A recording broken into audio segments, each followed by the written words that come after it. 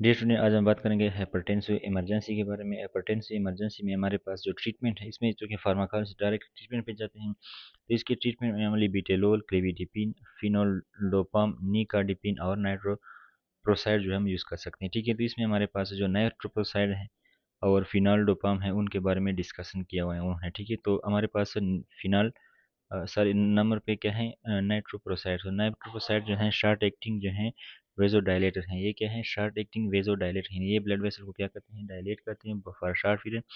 और इसका रोल जो है ये क्या है, आर्टरीज आयरन के ऊपर सेम टू सेम है। साइक्लिक एमपी लेवल को क्या करते हैं, जीएमपी जो है साइक्लिक जीएमपी को इंक्रीज करता है through direct release of nitric oxide. यानी ये नाइट्रोप्रोसाइड जो होते हैं एनओ को इंक्रीज करते हैं और इस वजह से साइक्लिक जीएमपी लेवल जो है इंक्रीज हो जाती है। And we know that NO cause vasodilation and that is similar on arteries and vein। यानी इसका जो नाइट्रोप्रोसाइड का जो मेकेनिज्म है, एक्शन है, वो क्या है, आर्टरीज एंड वेन के ऊपर जो है सेम टू सेम है। और इसमें क्या हो जाता है, इसका नुकसान ये है कि ये साइनाइड टॉक्सिसिटी जो है काज करते हैं। ठीक है, एनो जो है साइनाइड का टॉक्सिसिटी जो है, रिलीज साइनाइड जो हमारे पास क्या करता है, साइनाइड टॉक्सिसिटी।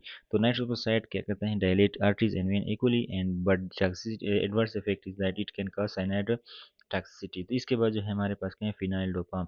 फिनाइल डोपाम जो है क्या है, ये जो डी1 रिसेप्टर होते हैं, डोपामीन के जो रिसेप्टर होते हैं उनके क्या है, एगोनिस्ट हैं, यानी एक्टिवेट करते हैं। Agonist mean activator. So dopamine D one receptor agonist हैं, ये क्या हैं, एक्टिवेटर हैं डी1 रिसेप्टर के। और ये क्या है, कोरोनरी पेरिफेरल रेनल एंड स्प्लंकनिंग जो वेजोडाइलेशन है इसको जो है काज करते हैं। ठीक है, तो ये क्या कहते हैं, splanchnic, coronary and renal vasodilation.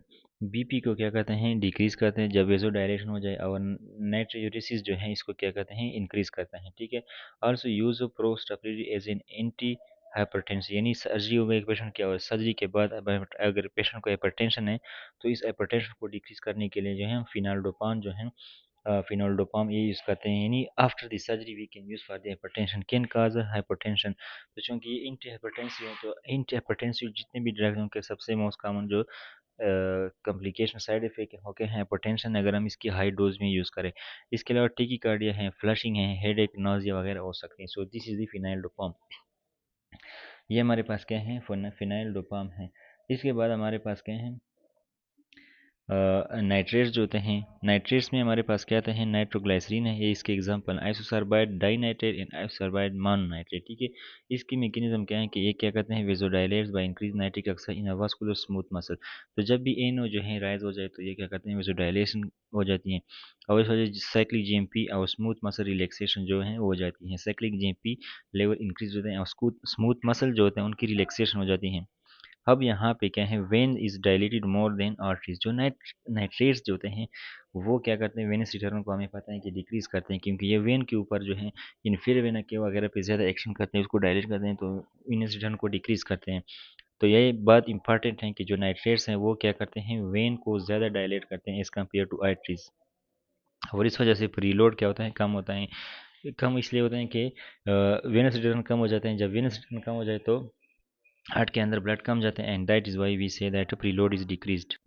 Clinically हम इसको एंजाइना, एक्यूट कोरोनरी सिंड्रोम और पल्मोनरी एडिमा में यूज़ करते हैं। और इसके एडवर्स इफेक्ट क्या हैं, इसमें रिफ्लेक्स टेकिकार्डिया हो सकते हैं जिसको हम बीटा ब्लॉकर के साथ ट्रीट कर सकते हैं। ठीक है, and then we have methaemoglobinaemia, hypertension, flushing, headache होता है। और इसमें इंपॉर्टेंट चीज़ है कि मंडी डिजीज़ क्या होती है। ठीक है, ये मंडी डिजीज़ क्या होती है, जब हमें एक पेशेंट है, वो एक बंदा है, वो जो है मंडे से लेकर Monday, Tuesday, Wednesday, Thursday, Friday, Saturday तक ये कहते हैं ड्यूटी करती हैं। तो वो उनको क्या होता है, एक्सपोजर ऑफ नाइट्रिक ऑक्साइड होता है, तो उसके साथ एडेप्टेशन हो जाती है। लेकिन जब वो संडे छुट्टी पे जाते हैं तो वो एडेप्टेशन ख़त्म हो जाती है, जो रेजिस्टेंस है वो ख़त्म, टॉलरेंस जो है वो ख़त्म हो जाता है। और जब वो दोबारा आते हैं तो इस वजह से क्या होता है, उस पर नाइट्रिक ऑक्साइड का जो एक्शन है वो ज़्यादा होता है। तो इसको यहाँ से डिस्कस कर लेते हैं, इन इंडस्ट्रियल नाइट्रेट एक्सपोजर। यानी जब कारखानों में किसी बंदे को नाइट्रेट का एक्सपोजर हो जाए तो डेवलपमेंट ऑफ टॉलरेंस हो जाती है for the vasodilating action during the work week. यानी जो नाइट्रेट्स हैं उनको टॉलरेंस हो जाती है, बर्दाश्त ज़्यादा हो जाते हैं, जो इसकी वेजोडाइलेटिंग इफेक्ट जो होते हैं ना। ठीक है, और फिर क्या होते हैं, जब चोटी पे जाते हैं तो टॉलरेंस जो है ख़त्म हो जाती हैं, और टेकिकार्डिया, डिजीनेस, हेडेक हो जाती है अपॉन री एक्सपोजर। यानी ये पेशेंट जब दोबारा, ये बंदा जब दोबारा मंडे को आता है तो उसको क्या होते हैं, ये जब एक्सपोज हो जाता है तो नाइट्रेट्स को, तो उनको क्या है, ये सिम्टम्स आ जाते हैं। यानी नाइट्रेट के इसके इफेक्ट जो है नाइट्रेट का उसके ऊपर ज़्यादा होता है। अब ये जो नाइट्रेट्स हैं हम राइट वेंट्रिकुलर इन्फार्क्शन में क्या करते हैं, कंट्रा इंडिकेट करते हैं अपर कार्डियोमायोपैथी और कनकरेंट PDE5 इनहिबिटर यूज़ के साथ जो है हम इसको कंट्रा इंडिकेट करते हैं, यानी हम इसको ये नहीं लेते। ठीक है, तो ये हमारे पास क्या है, नाइट्रेट्स हैं। ठीक है, इसमें हमारे पास जो हमने एक चीज़ डिस्कस की, जो मिथीमोग्लोबिनीमिया क्या होता है। मिथीमोग्लोबिन क्या होता है, जब हमारे पास इमोग्लोबिन जो होता है वो आयरन के साथ होता है। ठीक है, आयरन Fe3+ के साथ होता है। ठीक है, और ये जो है नॉर्मल है, जो नॉर्मल इमोग्लोबिन है उसमें क्या होता है, उसमें Fe2+ होता है, लेकिन इसमें जब 3+ होता है बोलते हैं मिथीमोग्लोबिनी में, और जब इसका लेवल, इसके वजह से जो नाइट्रेट्स हैं इसकी वजह से इसका लेवल जो है बढ़ जाते हैं। तो ये हमारे पास नाइट्रेट्स हो गया।